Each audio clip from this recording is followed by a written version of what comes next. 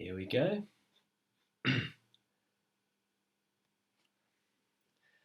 Let's see that mug. Here we go. There we are. We're online, folks. Everyone can hear me okay? If you can, just say yes. Make sure the sound is working all good.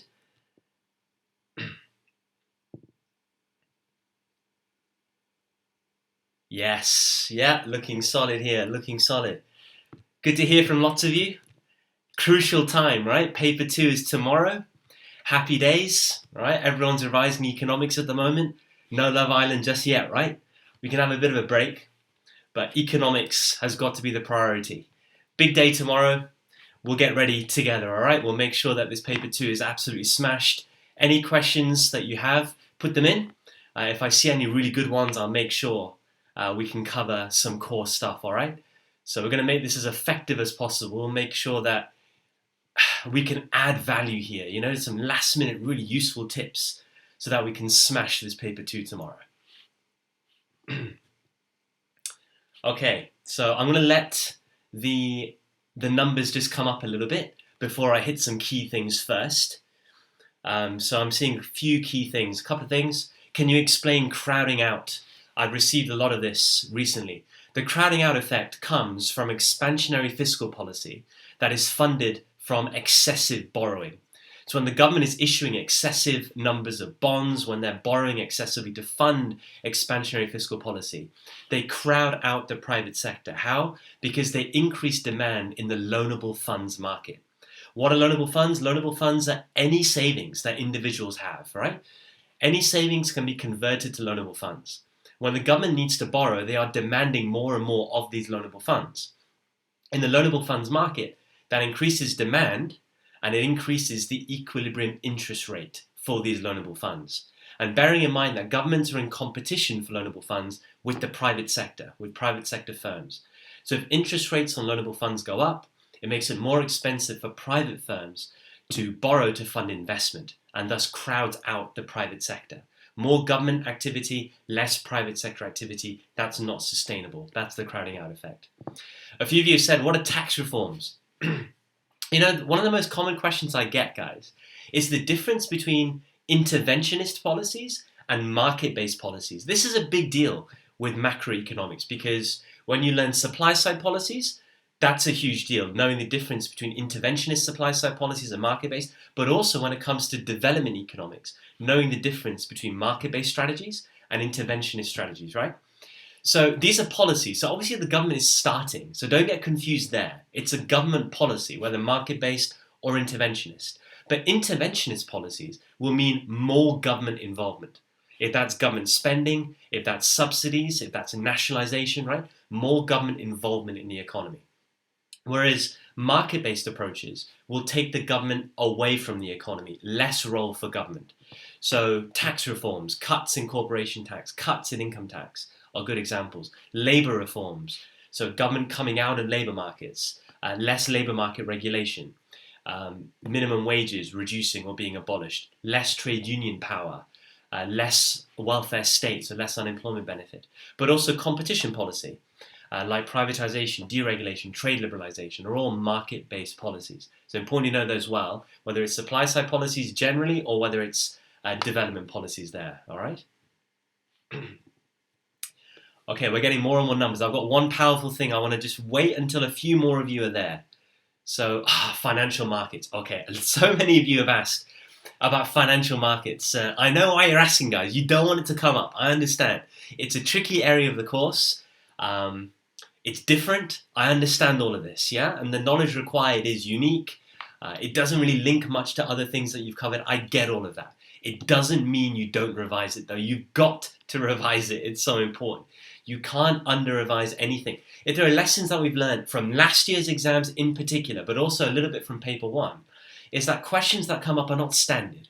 These new A-level exams, right? The whole point of them is to test you guys out more. So the nature of the questions are not going to be basic, easy, standard questions, which means that you've got to be prepared for anything. And that means revising all content, okay? And if you do revise all content, it doesn't matter what question comes up. You're flexible, you can adapt, you can answer any question. So financial markets, yeah, of course it could come up. And if it does come up, there are two major areas that you've got to focus on with financial markets.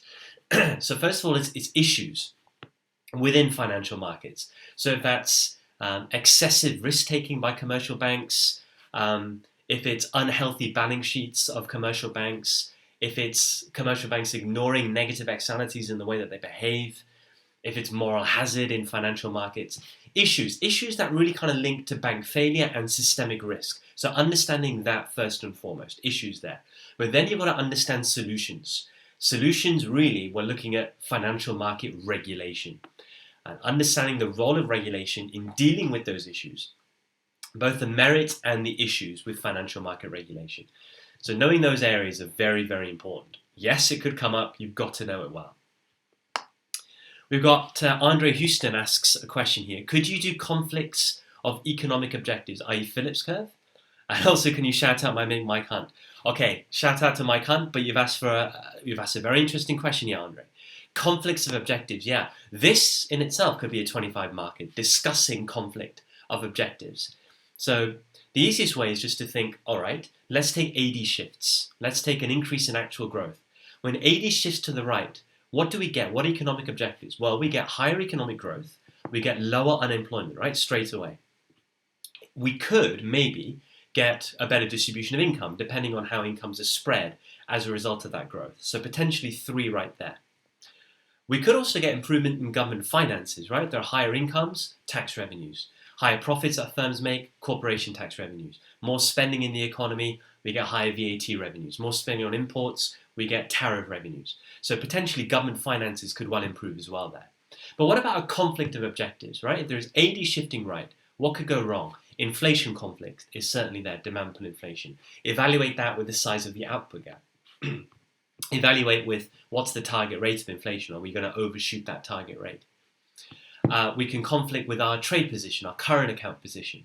So when AD shifts right, with high demand pull inflation, exports become less competitive. The impact on export revenues is there. We become richer, so higher marginal propensity to import, more sucking in of imports right here. That could harm our trade position. If exports are less competitive because of high demand pull inflation, imports become more competitive. And therefore, we could demand more imports and spend more on imports that way. So there is a big conflict of objectives there. The other one is with income equality. So if there isn't a spread of incomes distributed across the economy more evenly, then you could say, look, there could be an unequal distribution of income here as well. Especially if the growth has come from one dominant sector, especially if it's capital-intensive growth or capital-intensive production, especially if there isn't redistributive policy out there, especially if there are corrupt governments, so you can bring all of that in. Conflict of objectives is a big, big, big deal. And yes, you can, Andre, talk about Phillips curve. Of course you can.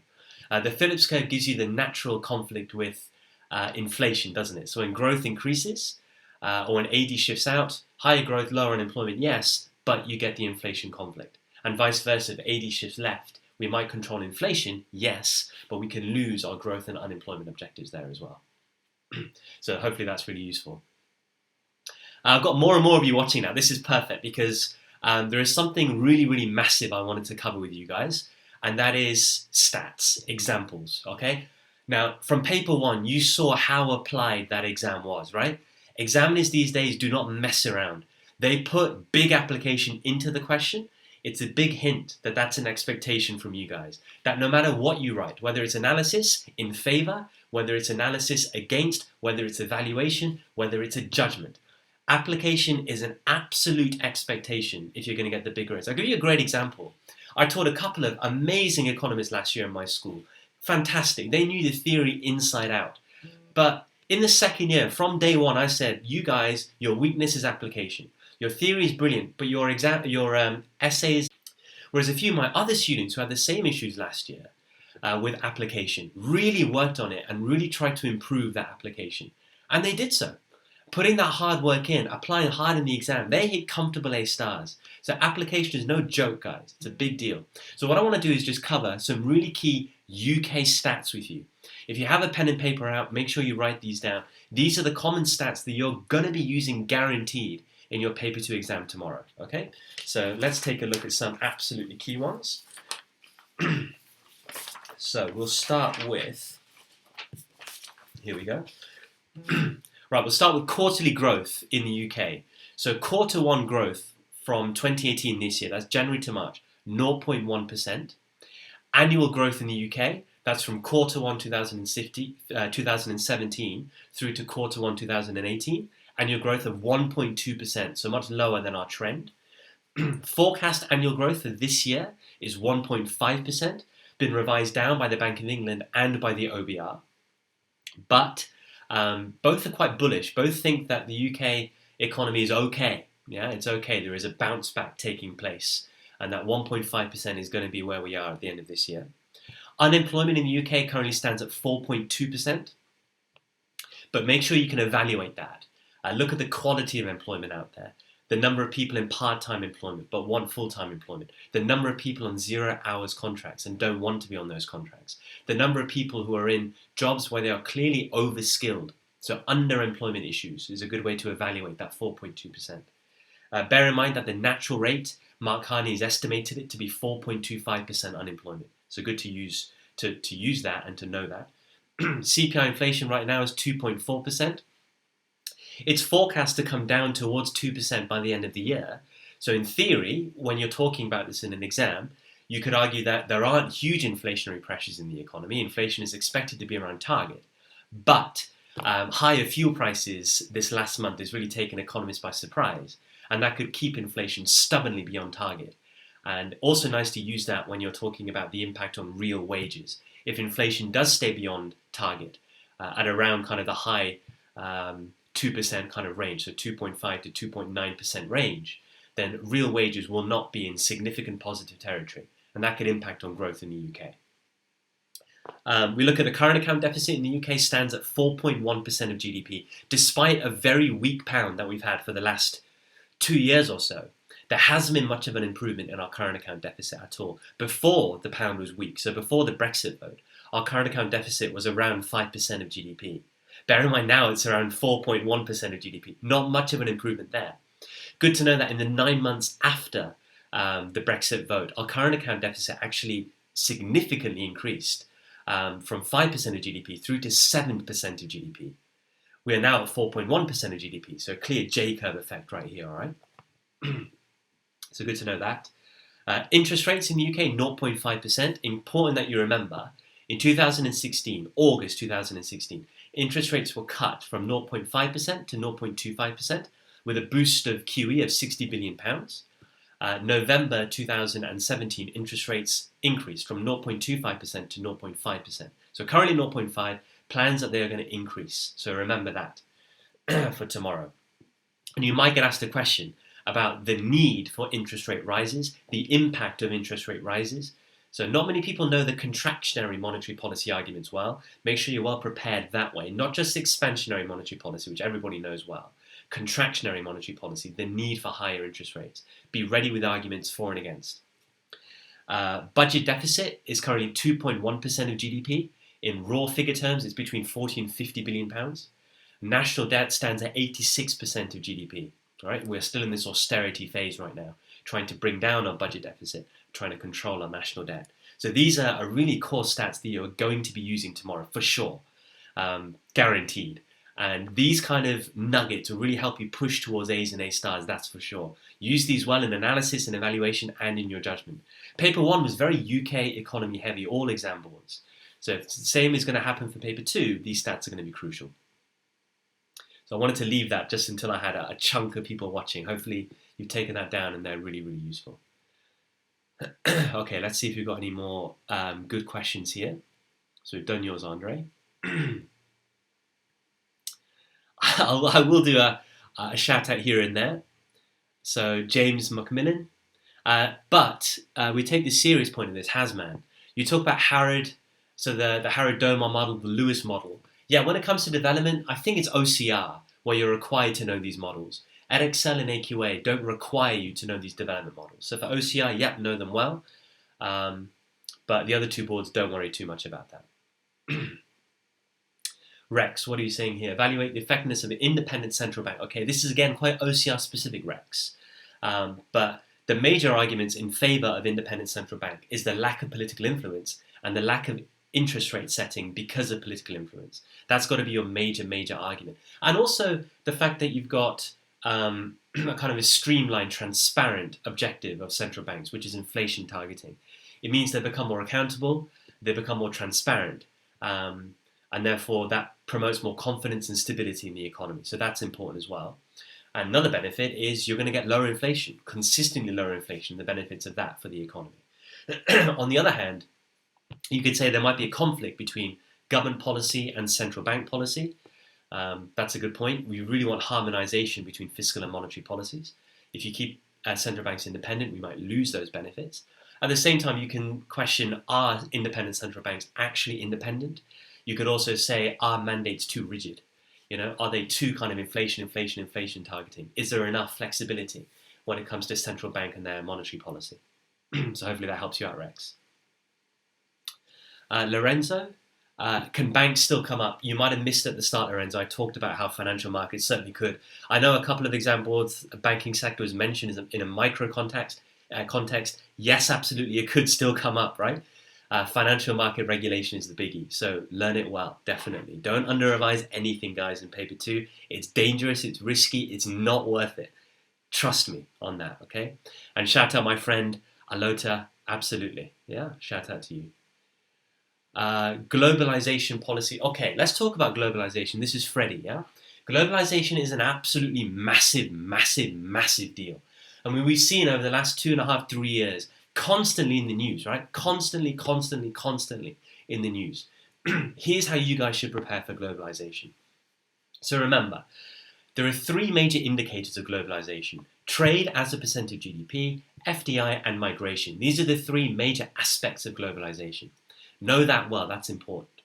Know the causes of globalization. The causes of globalization are anything that will increase any of these indicators. So things like a reduction in trade barriers, trade liberalization, things like deeper economic integration, things like greater role of the World Trade Organization, things like technology advancement, transportation costs reducing, things like growth of multinational corporations. All of these are fundamental drivers of globalization. So know that well.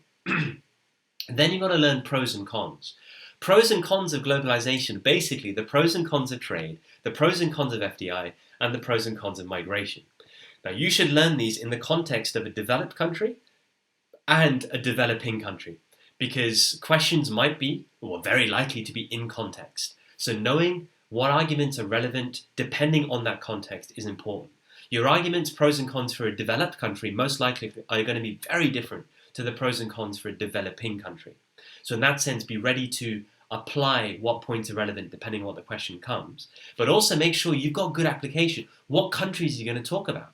So if you talk about winners, are you going to talk about South and Southeast Asia? I hope so. Are you going to talk about Eurozone? Are you going to talk about Gulf states? What about losers? Are you going to mention African nations and why? South American nations and why? Developed nations like the UK, the US, Canada, and why? Make sure that you've got strong application, all right? That should help you big time in globalization. Matt, shout out to your teacher, Raoul Moat. Yeah, shout out to you, my friend. Brexit means Brexit, absolutely. On the topic of Brexit, should you revise Brexit? Of course you should revise Brexit, but what do you need to know about Brexit?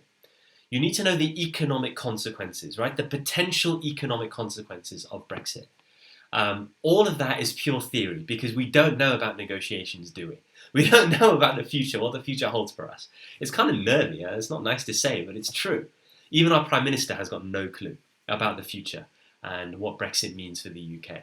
So you just need to know the theoretical economic consequences, pros and cons of Brexit there. But also making sure that you're clued up with topic areas around Brexit. So knowing about potential trade arrangements with the EU, so different types of integration. Does that mean we somehow stay in a single market? Does it mean we have a customs arrangement, i.e. a customs union with the EU?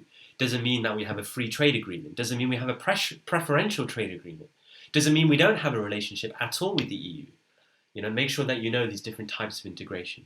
Also make sure you know what impact the Brexit vote has had on the UK economy so far, especially in terms of the weak pound and the impact that's had on the economy, all right?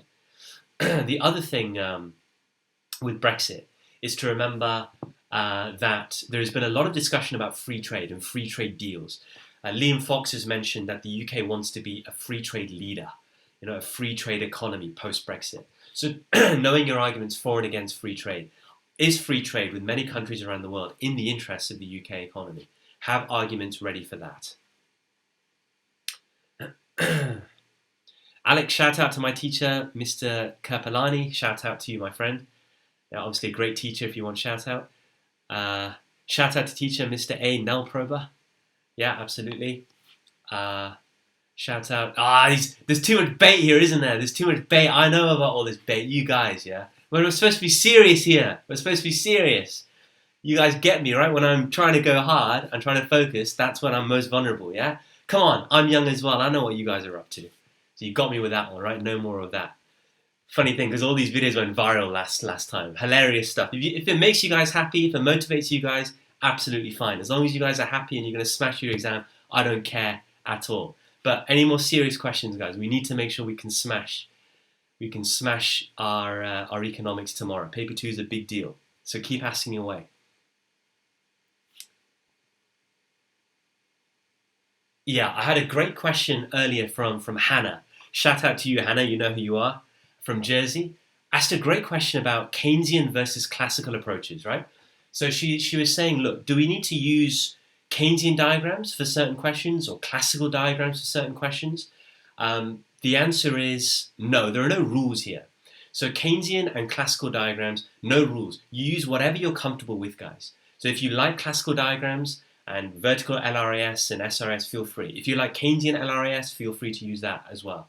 So there are no rules at all when it comes to Keynesian and classical diagrams, unless the question is uber focused on Keynesian ideas and forces you to use Keynesian diagrams. I've never seen any questions like that before. But unless they force you to use a Keynesian diagram, then you have to use a Keynesian diagram. But other than that, it's always up to you. What I will say is you can use their theories as very clever evaluation. So let's take policy management in a recession, right? So in a recession, and very natural thing for you guys to say is the need for expansionary demand-side policy. So expansionary monetary policy, yes, but also expansionary fiscal policy. Now, evaluation to expansionary fiscal policy, which is Keynesian demand-side management, right, is what classical economists would say. And they would say, why is there a need for any kind of demand-side management at all, especially from the fiscal side? Because the economy will self-heal itself. So using that as evaluation, knowing that wages will adjust downwards, and we would see a self-healing of the economy back to full employment, will be very clever evaluation. And knowing that the classical argument against Keynesian demand-side management is the cost aspect of it, the debt aspect of it, and the impact on future generations. So that side of the theory is very useful. Also, using classical ideas to evaluate Keynesian ideas like crowding out effect, or Keynesian ideas to evaluate classical ideas like crowding in effect, will be very novel, useful, and different evaluation points for you to use. So even though you shouldn't get worked up about classical and Keynesian diagrams, knowing the two different schools of thought and the two different ideas and how to use them as evaluation in essays would be incredible. You'd really stand out there, and the examiners will reward you very highly if you did. Trade versus aid. Yeah, I've seen that in the general comment section here. Trade versus aid. Yeah, that's development, guys. Let's talk about development economics. If you're Edexcel and OCR, those two boards have notoriously loved development economics, right? It was really weird last year at Edexcel students that Edexcel didn't really ask much development. There was a paper 3 kind of development question, but strange that it was kind of left out last year.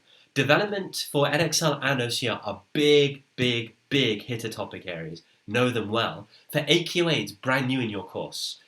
So even for you guys, right? Development, there are so many potential 25 markers. Let me give you a few. So for development, we're looking at growth and development. So discussing whether growth will always increase economic development. Classic 25 marker. Discussing trade for development. Discussing FDI for development.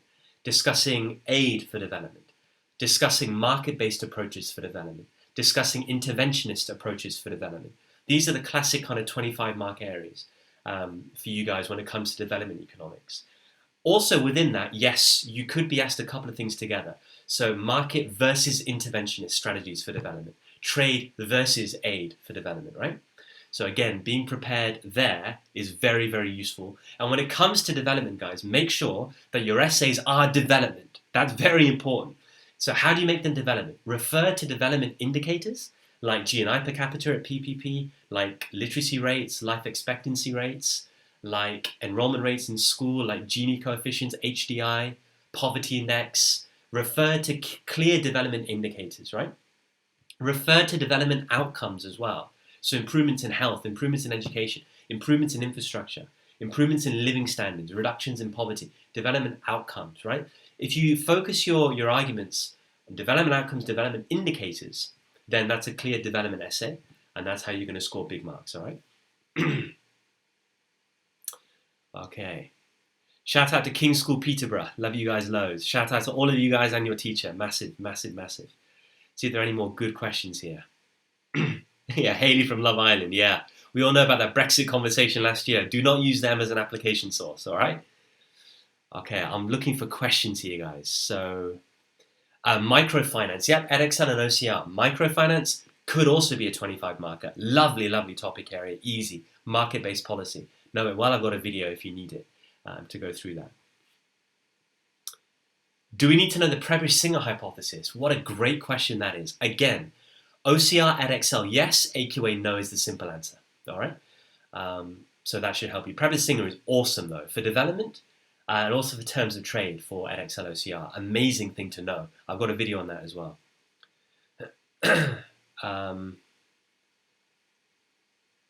Austerity. All right. Let's talk about macro policy, folks. Macro policy. I've written a few things about macro policy. Now, you've got to remember, macro policy, probably you guys were taught this in year one, right?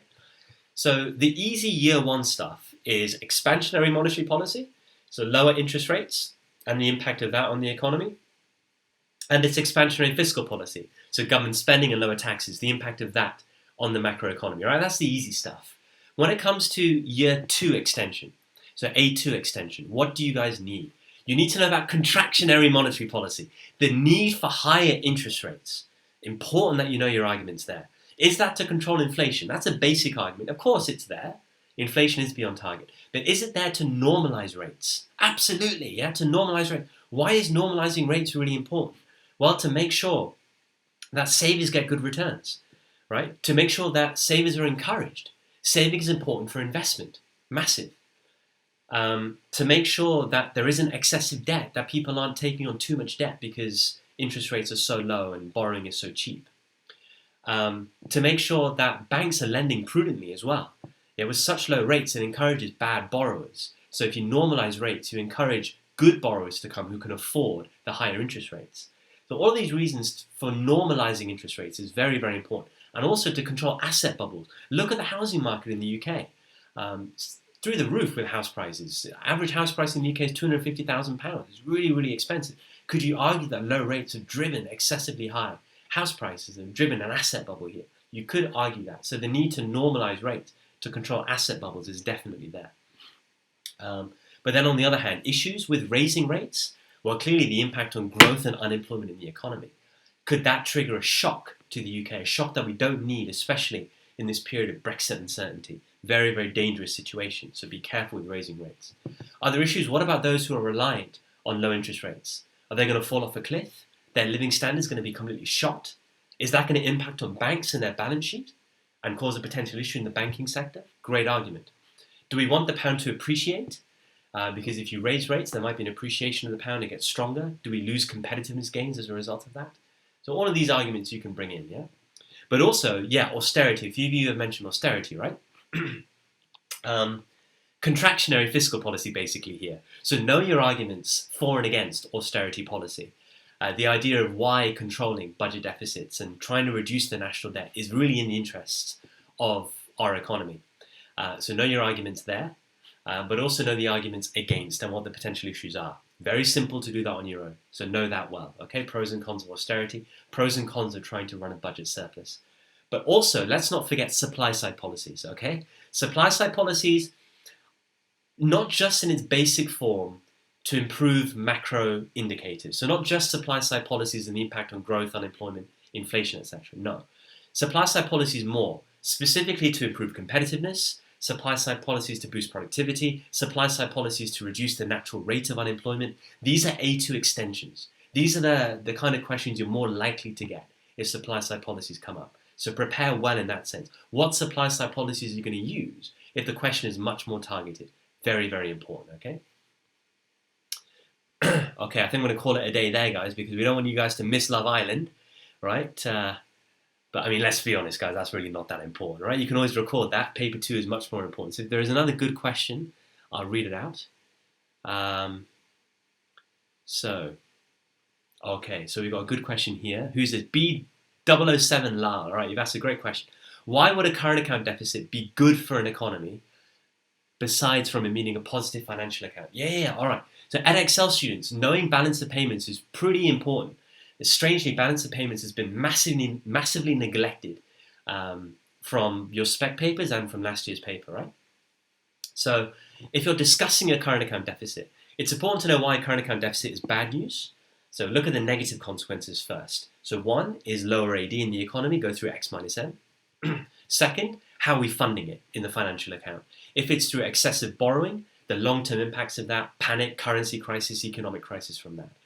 And third is the downward pressure it puts on the exchange rate and how that might not be in the interest of a country that's a net importer like the UK. We've seen with the weak pound in the UK how it's just stoked inflation. There has been no other real benefit of the weak pound at all. It's just stoked inflation. So 3 negative consequences there. But your question is, could a current account deficit be good? Well, if AD reduces because of X minus M being negative, lower demand pull inflation is there. If we are funding our current account deficit by running an FDI surplus in the financial account, that's great news for the economy. FDI is great for short run and long run growth, very sustainable, so no issues there. And also look at the cause of the deficit, my friend. So if we look at current account deficit being caused by high income, so strong growth and high incomes in the economy, nothing wrong with that. That's a sign of prosperity. That's a sign of health in the economy.